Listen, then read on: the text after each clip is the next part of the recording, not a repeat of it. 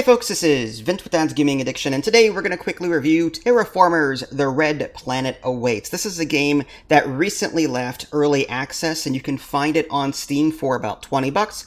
There is a 20% launch discount until March 16th, 2023.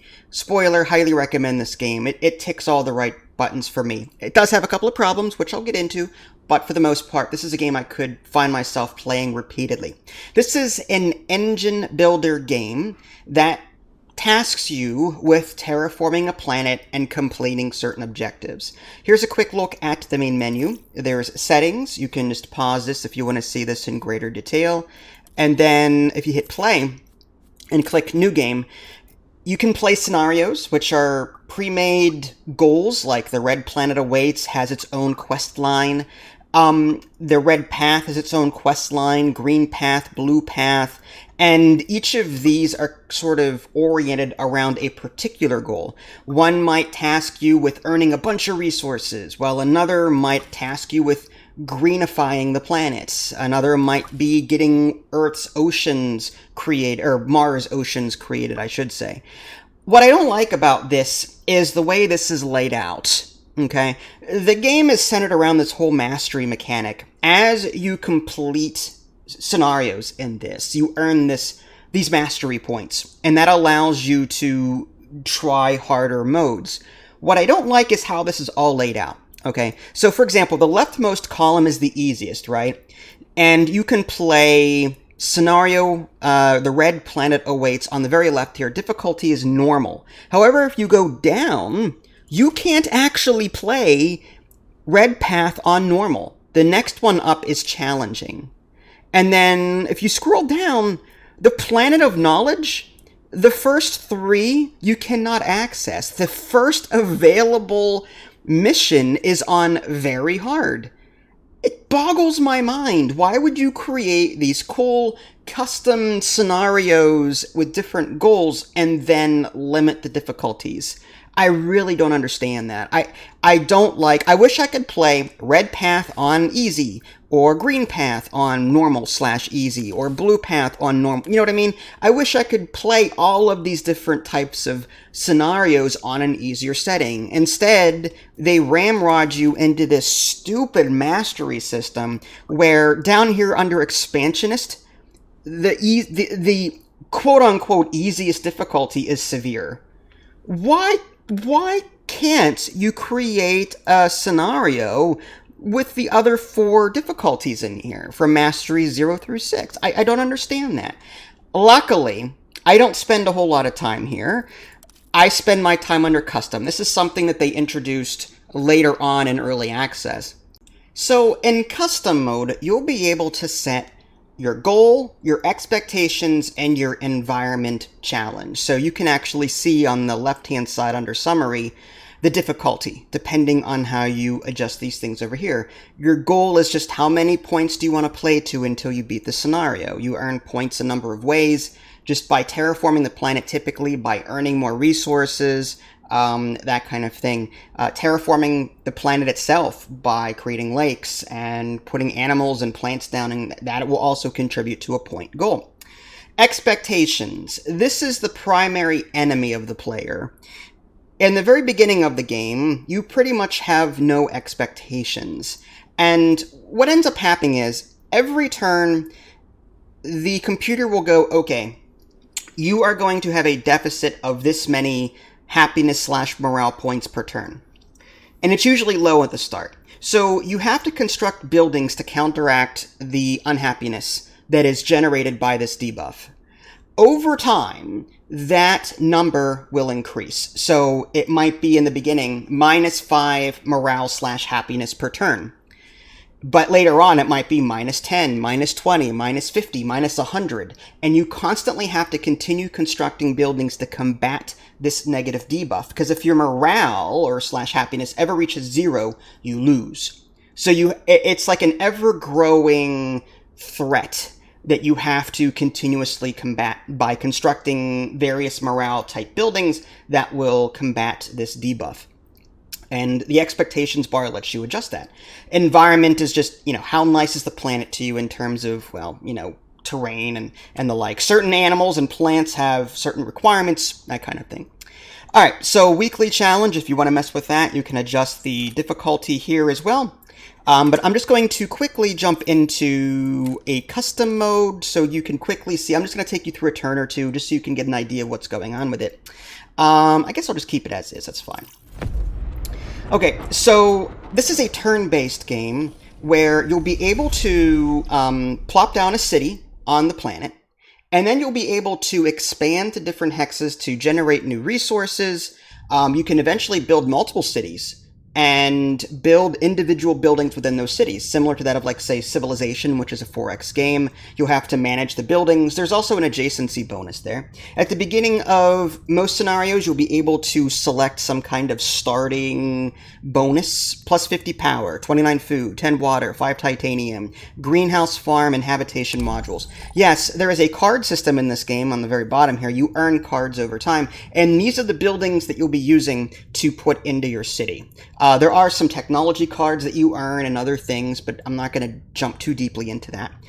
Flashing over here to the right is a leader. You'll be able to select leaders, and they will leave office over time, so you have to use their abilities while they're there. Another cool thing, they have specialization, so it's a passive benefit that you'll gain just by selecting them.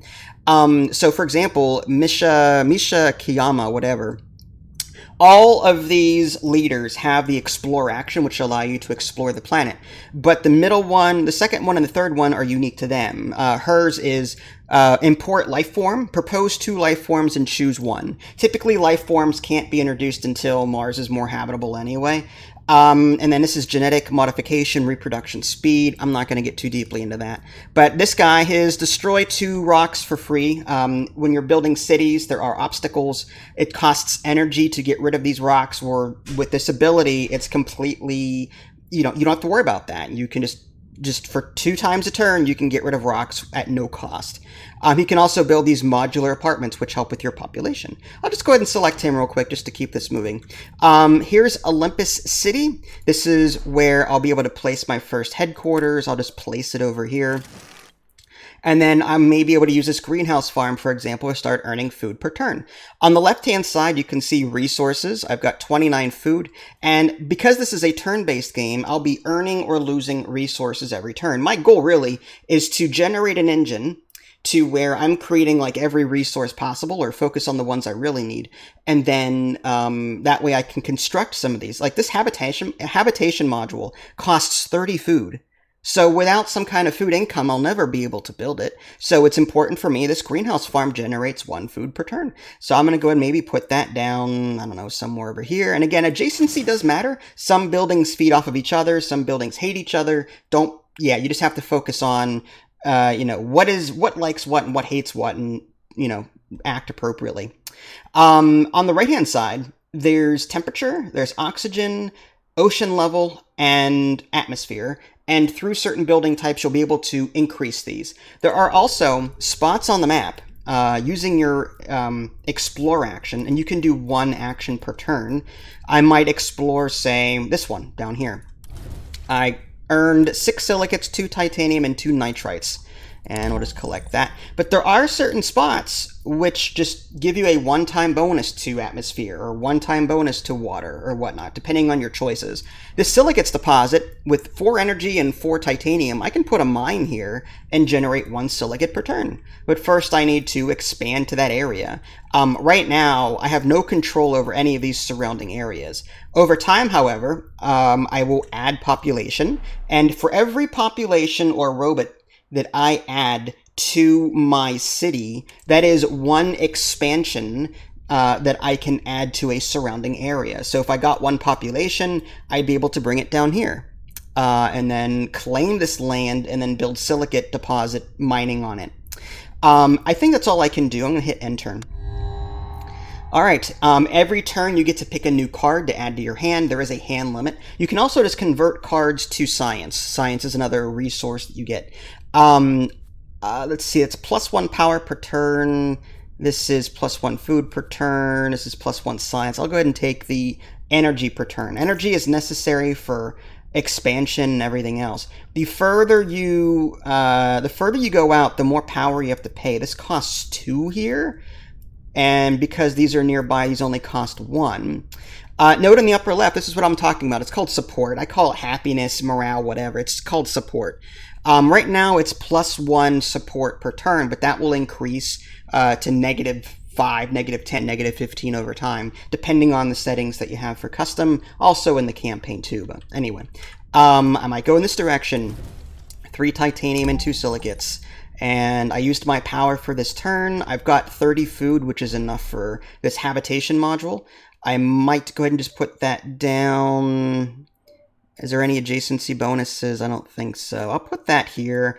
So there are some buildings that love to be next to residential things, so I'll leave a space here in the middle. You can relocate buildings. There's a little relocate button there. However, it will generate -10 support per turn for every turn it's not there. But it's also going to take 2 turns to move. Or I can just delete it outright, but I'm not going to do that. So that's it. Again, in the very beginning of the game, it's a very slow, but over time, like I said, you're going to be sort of expanding across this entire globe. And if you want to see what that looks like, go ahead and watch out my prior videos for this game. I go through an entire custom playthrough, 1,500 points or something like that. And you'll see the oceans change and animals being put down and all that stuff. But as a review, I'll just simply say this. I really enjoy this game. I think it's fantastic. Again, I'm a big fan of engine builders. I'm a big fan of Terraform a Planet style games, and everything mashes together very well here. I love the technology that you can earn over time that sort of break the rules and help players out.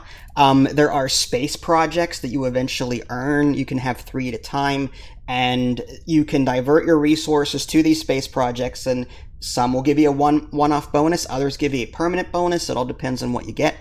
I just went ahead and added this here. This population, I expanded in this direction. The color is orange. I think I can change that color. I'm not sure. Pretty sure I can. But I'm going to go ahead and build a mine here. And now I'm generating on the left +1 silicate per turn. And that's my goal. Just try and increase the resources over here, build my engine, and stay ahead of that support curve that will continuously drop off. On the very top left, you can see the points there under custom. My points are 8 out of 1,000 right now, but you earn points from support income, resource income combination, trade routes. Yeah, you can trade in this game, usually 1 for 1. So the more trade routes you have, the more you can do 1 for 1 trades. Projects, terraforming steps, all that good stuff. And that's how I earn points. I love this game. I really do. I highly recommend it. Go check this game out. Again, I've got a complete playthrough. My only real complaint is the scenarios part. It's just, I hate this layout. I would love to be able to play Blue Path on normal. I would really like that, just to see what the goals are. My blood pressure is what it is, and playing on a very difficult mode is not in the cards right now. It's going to frustrate me, and I'll stop playing. So I hate this. By the way, you do unlock cards over time as well as you play. As you increase your mastery level, you unlock new cards that you can then have. I love that. But my complaint here is just that a lot of this is blocked off by difficulty, and I hate when games do that. But the custom mode is my go-to, and I would still recommend the game purely based off this particular mode. But you do you. If you guys haven't already, subscribe to me on Twitch and YouTube. That way you can stay up to date with any new content I'm going to publish. This is Vince. Thanks for watching, and I'll catch you all next time. Take care.